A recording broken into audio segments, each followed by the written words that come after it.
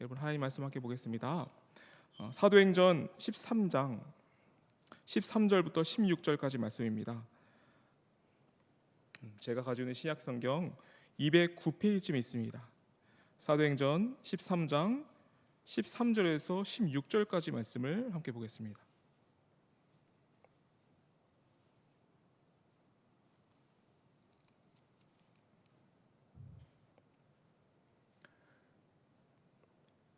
사도행전 13장 13절에서 16절까지 말씀을 교독하겠습니다. 제가 먼저 수절하고 또 마지막 절은 합독하도록 하겠습니다.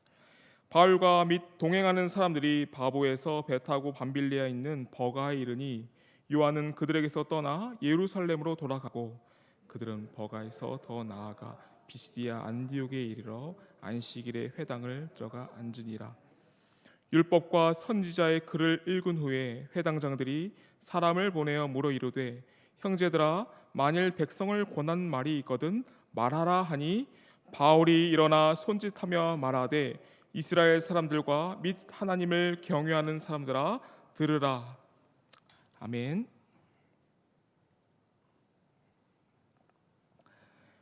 여러분 이 시간 주의 크신 사랑을 알게 하셨습니다라는 이 제목 안에서 함께 본문의 은혜를 나누겠습니다.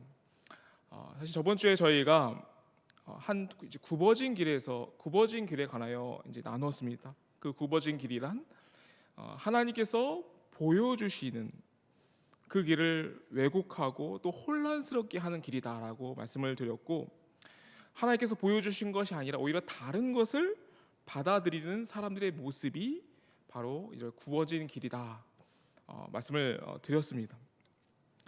하나님께서는 우리 모두에게 또 놀라운 기적과 또 말씀을 드러내는 표적을 보여주셨는데 그들은 그것을 마술이라 치부하였고 오히려 자기 것을 구원을 주는 어떤 기적이다, 구원이다라고 말을 하는 장면을 우리가 저번 주에 말씀을 통해서 보았습니다.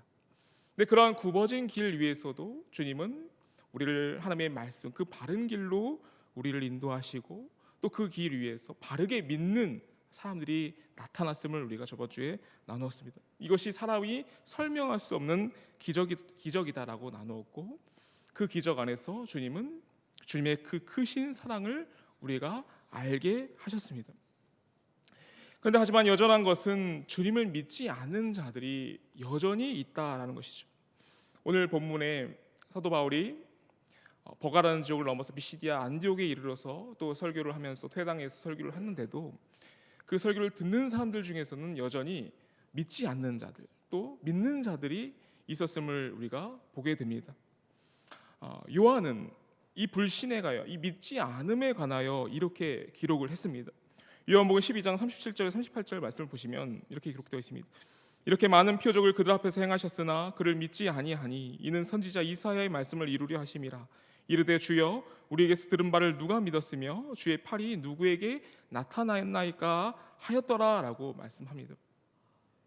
요한은 예수님이 그토록 많은 기적과 표적을 또 사람들에게 보이셨는데 그들이 예수님을 믿지 않은 사실에 관해서 기록을 한 겁니다. 근데 그 기록이 그렇게 행한 것, 그들이 믿지 않은 것이 사실은 이사야가 이미 예언하였고 그 예언이 이루어진 것이다라고 말씀을 한 것이고, 또 이사야의 말을 인용하면서 그 믿지 않음에 대해서 설명을 한 것입니다.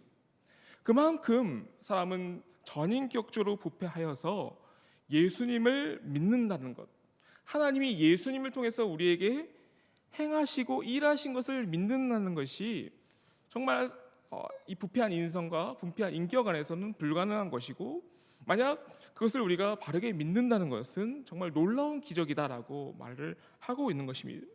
인간을 다시 창조하는 것보다 예수님을 믿고 예수님을 통해서 하실 그 하나님의 일을 믿는 것이 더 어려운 일이었습니다. 듣고 믿는다는 것은 하나님을 향한 전인격적인 변화를 의미하기 때문이에요. 요한은 사람들이 믿지 않는 모습을 이렇게 정리합니다. 요한복음 12장 43절에 이렇게 정리합니다. 그들은 사람의 영광을 하나님의 영광보다 더 사랑하였더라라고 말씀합니다. 그러니까 이러한 상태에서 내가 듣고 믿고 내 영광보다 하나님을 사랑하는 것, 또 다른 것보다 하나님을 의지하며 하나님을 따라가는 것, 또 하나님의 말씀을 알고 하나님 말씀에 순종하는 것, 이러한 지정의, 모든 인격적인 요소, 또 믿음의 인격적인 요소는 사실 하나님께로 돌아가고 하나님께 가는 것인데 인간 스스로의 힘으로는 이것이 불가능하다라고 말씀드릴 수 있는 것이죠. 바울 또한 동일한 이야기를 했습니다. 로마서 10장 16절에 이렇게 기록됩니다. 그러나 그들이 다 복음을 순종하지 아니하였도다. 이사야가 이르되 주여 우리가 전한 것을 누가 믿었나이까 하였으니 그러므로 믿음은 들음이며 들음에서 나며 들음은 그리스도의 말씀으로 말미암았느니라 라고 기록하고 있습니다.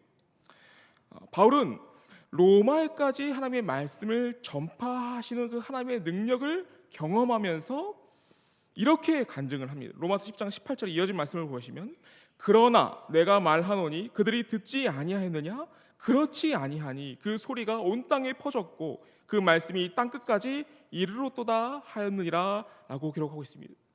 그러니까 지금 요한이 같은 말씀을 인용하고 있고 또 바울이 같은 말씀을 인용하고 있는데 바울은 그 선교 여행 중에서 하나님께서 일으키신 놀라운 기적과 같은 일을 바라보면서 결국엔 그 말씀이 사람들에게 전파되었고 그 소리가 온 세상에 퍼졌다라고 로마서에 사실 로마의 바울은 사실 복음을 전파하지 않았는데 복음이 로마에까지 이른 것을 보고 이러한 기록을 남겼음을 우리가 볼 수가 있습니다.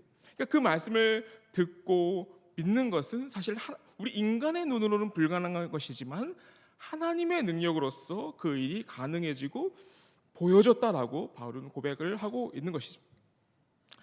여러분 우리가 바울이 걸어가는 길을 생각해보고 바울이 직접 고백한 그 여정을 우리가 생각해 볼 때 이렇게 생각할 수 있습니다.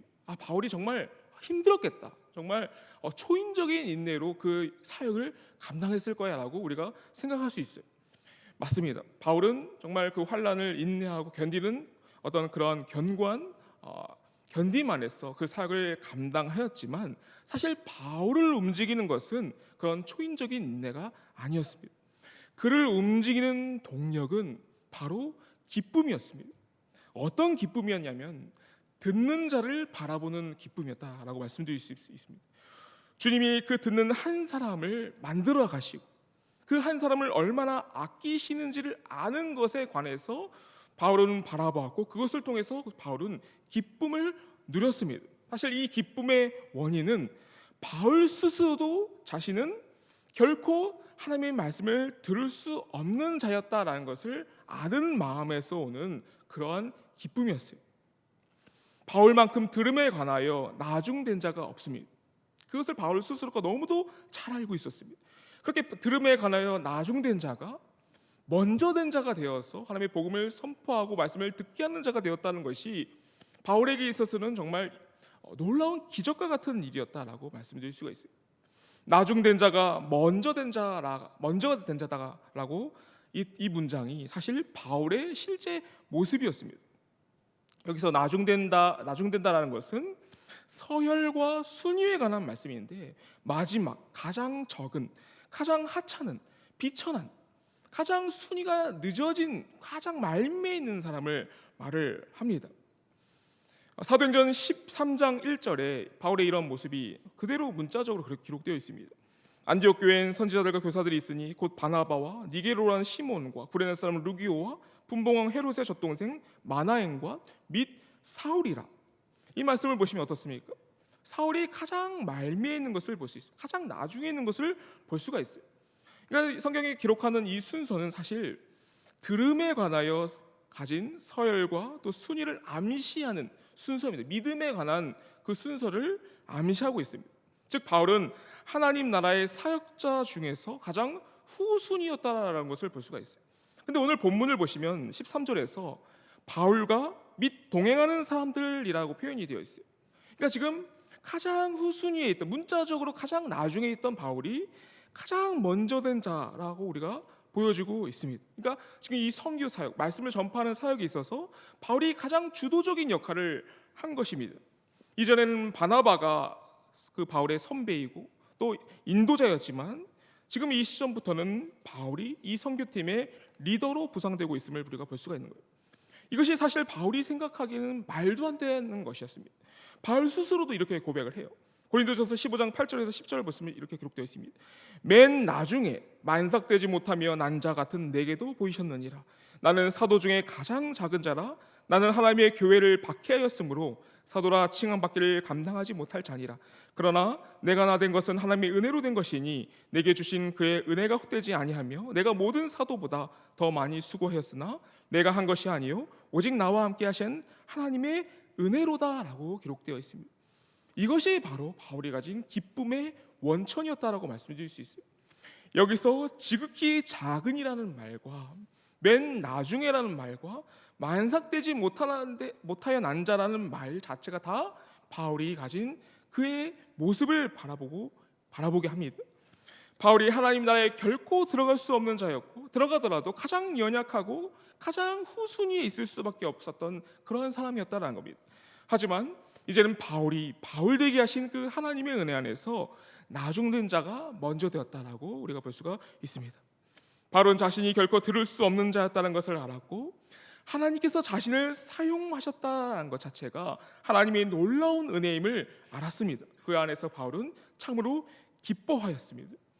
또한 여러분, 이 기쁨은 바울 자신만, 바울 스스로가 경험하는 기쁨일 뿐만 아니라 이 기쁨은 주님의 기쁨을 이해한 데서 나오는 기쁨이었습니다. 갈라디아서 1장 16절 말씀을 보시면 이렇게 기록되어 있습니다. 그의 아들을 이방에 전하게 하기 위하여 그를 내 속에 나타내시기를 기뻐하셨을 때 내가 곧 혈육과 의논하지 아니하고 라고 기록하고 있습니다. 지금 바울이 바울되게 되고 나중된 자가 가장 먼저 된 자로 부르시고 말씀을 들을 수 없는 가장 사악한 죄인을 말씀을 전파하는 자로 세우시는 것은 주님이 가지신 기쁨의 영역이었다라고 볼 수가 있는 것입니다.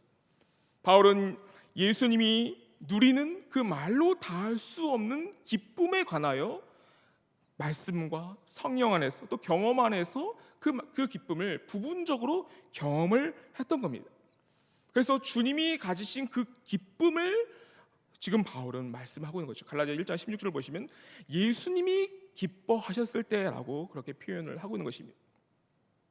이 기쁨에 관하여 예수님께서는 포도원 주인의 비유로 부분적으로 말씀을 하셨죠. 마태복음 20장 14절에 내 것이나 가지고 가라. 나중 어린이 사람에게 너와 같이 주는 것이 내 뜻이니라. 이것이 바로 주님이 가지신 기쁘신 뜻이었어요. 에베소서 1장 5절을 보시면 그 기쁘신 뜻대로 우리를 예정하사 예수 그리스도를 말미암아 자기의 아들이 되게 하셨으니라고 기록하고 있습니다. 그러니까 주님이 누리시고 있는 이 기쁨이란 우리가 이 말씀에 살펴보듯이 허랑방탕한 아들이 돌아왔을 때의 기쁨임을 알 수가 있어요. 그 허랑방탕한 아들이 살아 돌아와서 자신의 가정 안에서 같이 살고 있는 것, 그것 자체가 주님에겐 큰 기쁨이었고 즐거움이었다라고 성경은 우리에게 보여주고 있습니다. 그러니까 바울은 스스로의 영광을 위해서 그렇게 살아갔던 자였는데 그렇게 주님의 말씀을 듣는 자가 될 수 있었던 것은 바로 그 주님의 기뻐하심 안에서 있었던 일이라고 고백을 하고 있고, 스스로가 나중된 자였지만 먼저 된 자가 되었던 것도 사실 주님의 기쁨으로 인해서 역사한 일이라고 고백하고 있습니다. 그리고 자신이 이렇게 바울이 바울되게 할 수 있었던 것은 자신을 기뻐하는 아버지의 마음 안에서 예수님은 기뻐하였고 그 기뻐하심 안에서 바울을 그렇게 인도하셨다라고 성경은 기록을 하고 있습니다. 또한 마지막으로 그 기쁨 안에서 이제 바울이 말씀을 전파하는데 그 말씀을 사람들이 듣고 믿고 그 말씀이 드러나는 그 놀라운 역사 또한 주님의 기뻐하심 안에서 나타난 역사다라고 말씀드릴 수 있습니다. 이러한 관점 안에서 우리는 갈라디아로 향하는 바울의 첫 선교 여행을 이제 말씀 안에서 보게 됩니다. 그가 수많은 오해와 박해와 난간 속에서도 이렇게 복음을 위한 길을 걸어갈 수 있었던 그 이유는 자신 안에 품어져 놓는 기쁨과 주님이 그를 향해 바라보시는 그 기쁨으로 인해서 그렇게 행할 수 있었습니다. 그래서 이러한 관점 안에서 저희는 이 첫 선교 여행, 갈라디아 지역으로 나아가는 첫 선교 여행의 의미를 더욱더 생동적으로 이 말씀을 알 수가 있습니다. 또한 갈라디아서라는 성경에서 나오는 바울의 고통과 애절한 마음과 또 감사와 기쁨과 사랑의 표현, 그 갈라디아서에 기록된 그 말씀을 우리는 이 선교 여행을 보면서 더욱더 생동감 있고 또 바울의 진심을 느끼면서 이 말씀을 볼 수가 있습니다. 바울의 여행 1차 선교 여행은 바나바의 고향이었던 이 구브로에서 시작이 되어서 이제 갈라디아로 향하게 돼요.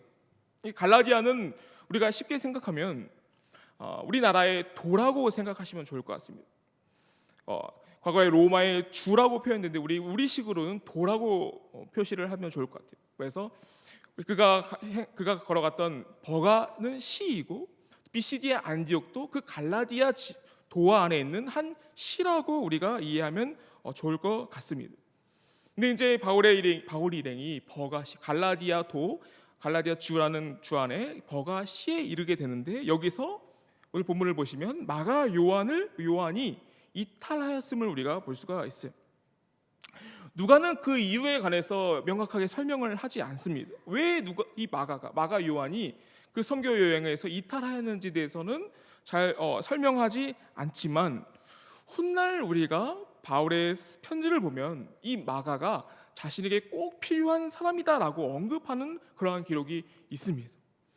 바울은 사실 사도행전을 기록한 누가와 마가 다 바울과 함께 동역을 했던 것 같아요. 그래서 디모데후서 4장 11절에 누가만 나와 함께 있느니라 이렇게 기록하고 있고 내가 올 때 디모데죠 마가를 데리고 오라 그가 나의 일에 유익하니라. 지금 사도행전을 기록하는 누가뿐만 아니라 지금 선교 여행을 이탈했던 마가 또한 훗날 디모데의 말씀을 보게 되면은 그 둘이 다 바울의 가장 중요한 동역자로 쓰임 받음을 볼 수가 있어요. 그러니까 이 말씀 안에서 우리가 봤을 때 자신의 한계 안에서 또 부족한 자들을 세워 나가는 것이 주님의 기쁨이고 주님의 역사임을 이 마가 요한을 통해서도 우리가 볼 수가 있는 것입니다. 그런 마가가 이제 이탈하게 되고 이제 그들 바나바와 바울 일행은 갈라디아도 이제 비시디아 안디옥시오로 넘어가게 됩니다. 14절을 잠깐 보시면 그 버가에서 그들이 더 나아갔다라고 기록을 하고 있는데 사실 이 버가에서 비시디아 안디옥으로 가는 길은 매우 험난한 그러한 길이었습니다. 버가라는 시는 해안 도시예요. 구브로라는 섬 지역에서 바로 이제 해안 지역으로 들어가면 버가가 있습니다. 근데 버가에서 비시디아 안디옥으로 들어가려면 큰 산맥을 넘어야 합니다. 그리고 거대한 고원, 높은 고지를 넘어가야 그 내륙 도시인 비시디아 안디옥에 이를 수가 있는 거예요.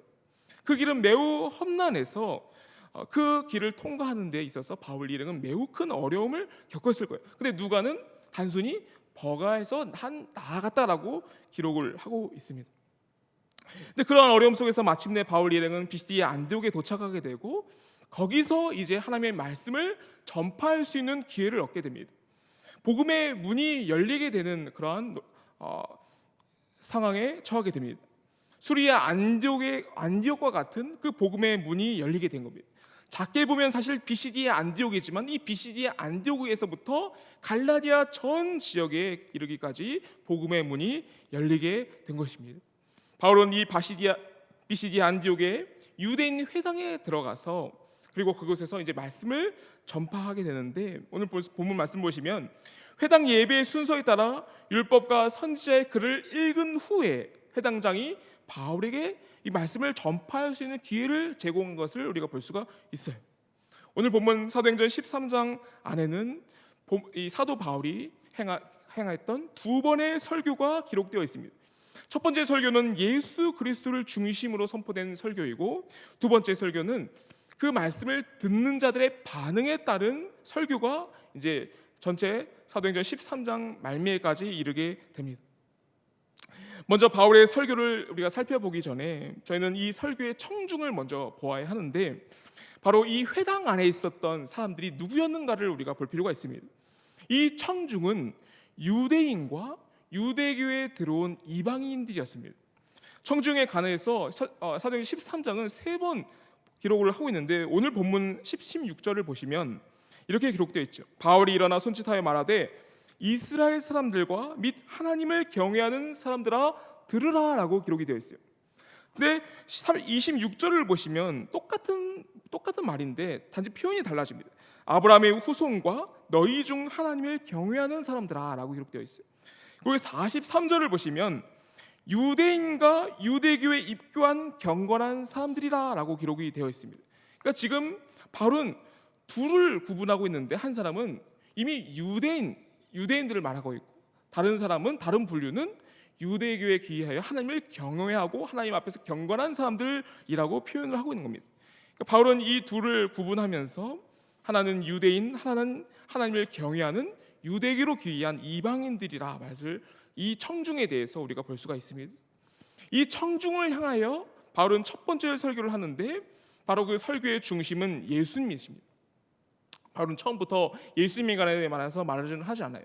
스데반과 같이 먼저 이스라엘 역사에 관해서 말을 한 뒤에 다윗의 후손으로 오신 예수님이 바로 우리의 그리스도다라는 방식으로 설교를 이어나갑니다. 이어지는 설교를 보시면 바울은 예수님의 죽음과 부활을 이제 말을 하는데, 이 말씀의 핵심은 유대인들이 선지자의 글을 바르게 이해하지 못하여서 예수님을 죽게끔 하였고, 그 죽음 가운데서 예수님이 부활하셨다라는 것이 설교의 요지였습니다. 사도행전 13장 27절에 그 요지가 나와 있어요. 예루살렘에 사는 자들과 그들 관리들이 예수와 및 안식일마다 외우는 바 선지자의 말들을 알지 못함으로 예수를 정죄하여 선지자의 말을 응하게 하였도다라고 기록하고 있습니다. 그들이 이 말씀, 선지자의 글을 읽었지만 깨닫지 못하는 마음 안에서 그들은 예수님이 누구신지를 이해할 수 없었습니다. 그들이 깨닫지 못한 말씀 중에 대표적인 것이 바로 이사야 53장이라고 말씀드릴 수가 있습니다. 그들은 예배 때마다 회당 안에서 이 말씀을 읽었지만 이 예언서의, 이 선지서의 올바른 뜻을 이해하지 못하였고, 결국엔 예수님을 죽이는 자리에까지 나아갔다라고 바울은 설명을 하고 있습니다. 근데 이 죽음이 끝이 아니라 바울은 이 죽음의 의미에 관해서 설교를 하는데, 사도행전 13장 29절에 이렇게 기록합니다. 성경의 글을 가리켜 기록한 말씀을 다 응하게 한 것이라 후에 나무에서 내려다가 무덤에 두었으나라고 기록을 하고 있습니다.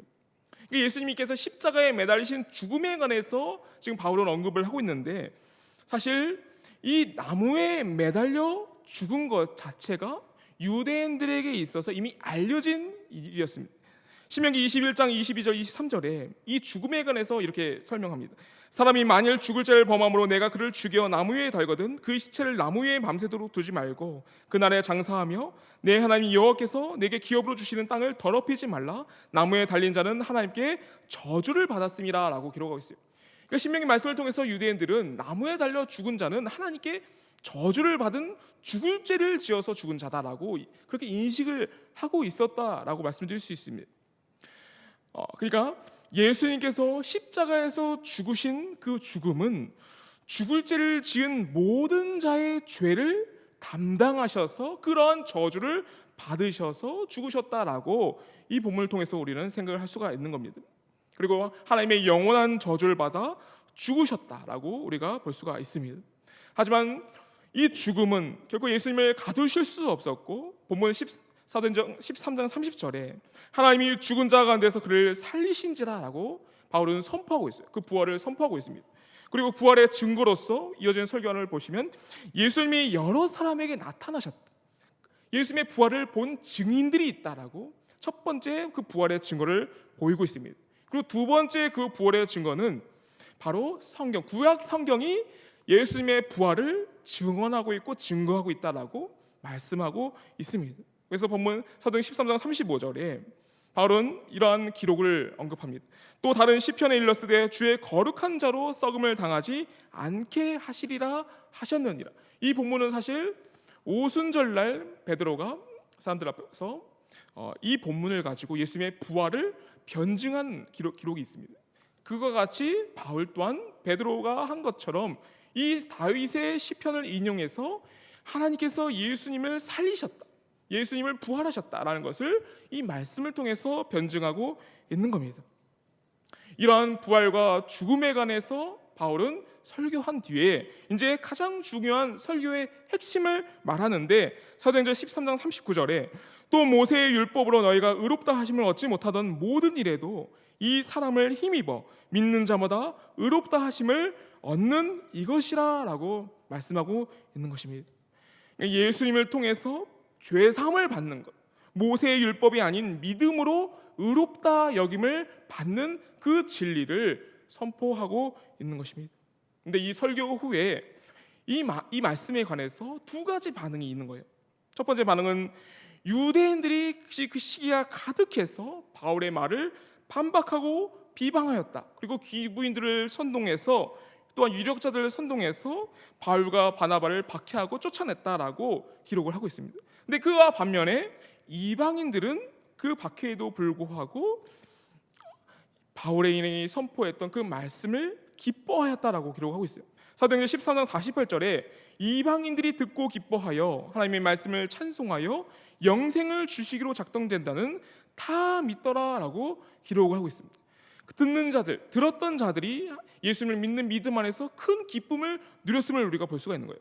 근데 이 이방인들뿐만 아니라 또 다른 이 사람들에게 말씀을 전파했던 제자들의 기쁨에 관해서도 성경은 기록하고 있는데, 사도행전 13장 52절에 제자들은 기쁨과 성령이 충만하니라 라고 기록이 되어 있는 것입니다. 듣지 않는 자들의 사이에는 비방과 시기와 폭력이 있었지만 듣는 자 안에서는 기쁨과 성령 충만함이 있었다라고 성경은 기록하고 있습니다.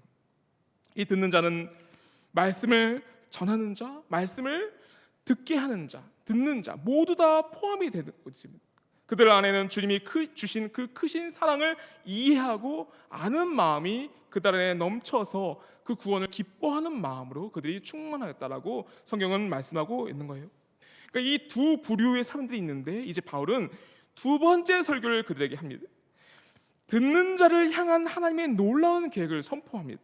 사도행전 13장 47절에 주께서 이같이 우리에게 명하시되 내가 너를 이방의 빛으로 삼아 너로 땅끝까지 구원하게 하리라 하셨느니라 하니라고 말씀을 하고 있습니다. 여러분, 바울 안에 있는 이 성령 충만은 들음에 관한 기쁨이었습니다. 말씀이 선포되고 말씀이 믿어지는 그 역사, 복음이 믿어지는 그 역사가 바울의 마음을 부풀어 오르게 했던 것입니다. 땅끝까지 내가 복음을 전하리라라는 이 마음은 그의 기쁨에서 오는, 들음에 관한 기쁨에서 오는, 또 듣는 자들을 통해서 듣는 자들이 어떻게 하나님 안에서 변화되는지를 바라보면서 얻는 그 기쁨 안에서 바울은 이 사역을 감당하고자 했던 겁니다. 그 어떤 박해와 환난과 어려움을 다 극복할 수 있는 그러한 기쁨이었음을 우리가 생각할 수가 있는 거예요. 그런데 바울에게 그 어떤 괴로움보다 강한 고통이 이제 그에게 찾아옵니다. 여러분, 바울이 그에게 육체적 가시가 있었다고 성경을 하고 있는데, 그 육체적 가시보다 바울에게 있어서 그에게 있어서 더 큰 고통이 무엇이었는가를 우리가 상상을 해봤으면 좋겠습니다. 그에게 있어서 가장 큰 고통, 그의 마음을 번민하게 하고 그의 마음을 어렵게 했던 것은 그 듣는 자들이, 그 자신을 통해서 말씀을 들었던 자들이 다른 복음을 쫓는 것이었다라고 우리가 생각을 할 수가 있는 거예요. 오늘 본문에서 바울은 분명하게 오직 예수님을 믿는 믿음으로 얻는 구원에 관하여 선포하였고, 이 선포로 인해서, 이 들음으로 인해서 수많은 사람들이 기쁨과 성령 충만함을 경험을 했습니다. 그 말씀이 전파된 지역은 갈라디아 지역이었어요. 그런데 우리가 갈라디아 서라는 성경을 보게 되면 갈라디아 교회 안으로 은밀히 들어온 거짓 형제들의 가르침에 관해서 보게 됩니다.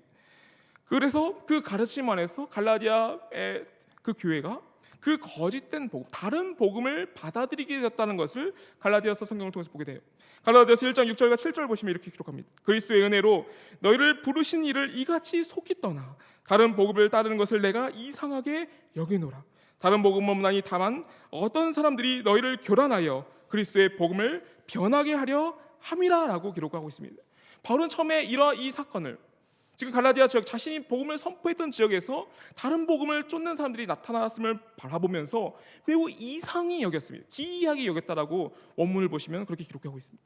그런데 그의 마음은 곧 이 기이 여기고 이상히 여기는 마음 안에서 괴로움으로 바뀌는 것을 볼 수가 있어요. 갈라디아서 6장 17절 보시면 이후로는 누구든지 나를 괴롭게 하지 말라. 내가 내 몸에 예수의 흔적을 지니고 있노라라고 기록하고 있는 것을 볼 수가 있어요. 그러니까 지금 바울이 어떤 마음으로 갈라디아 지역에 향해서 이 복음을 변증하고 있고 그 복음을 변증하는 데서 얼마나 갈급한 마음으로 그렇게 하는지를 우리가 바울의 마음, 그 기쁨과 바울의 가진 선교 여행을 통해서 생각을 해볼 수가 있는 겁니다. 여러분, 그가 가장 처음 외친 복음이 갈라디아서 2장 16절에 그대로 기록되어 있습니다.